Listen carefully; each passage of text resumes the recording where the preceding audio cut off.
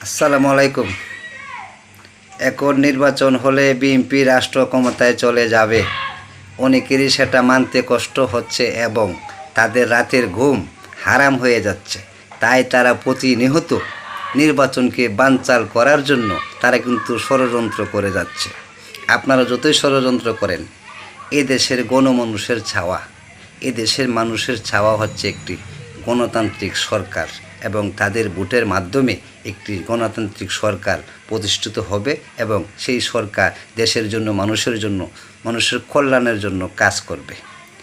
এই জনগণের ছাওয়াটাকে যারা বাধাগ্রস্ত করতে চান ষড়যন্ত্র করে, আপনাদের ষড়যন্ত্র কিন্তু এদেশের মাটিতে আমরা সফল হতে দেব না। খুনি হাসিনা কিন্তু বিএনপিকে নিয়ে অনেক ষড়যন্ত্র করেছে, ভোট নিয়ে কিন্তু অনেক নাটক করেছে।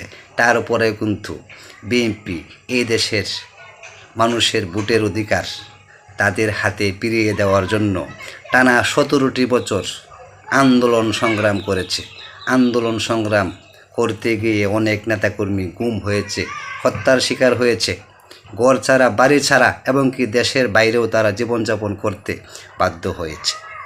তারপরেও কিন্তু বিএনপিকে দমন করা যায়নি। কেন যায়নি? বিএনপি হচ্ছে একটি দেশপ্রেমিক দল, বিএনপি হচ্ছে একটি গণমানুষের দল।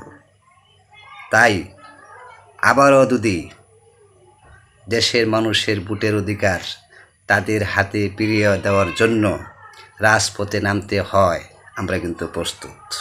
আমরা কিন্তু রাজপথে নামতে প্রস্তুত রয়েছি এবং জনগণের ভোটের অধিকার জনগণের হাতে ফিরিয়ে দেওয়ার জন্য আমরা সর্বদাই চেষ্টা করে যাব।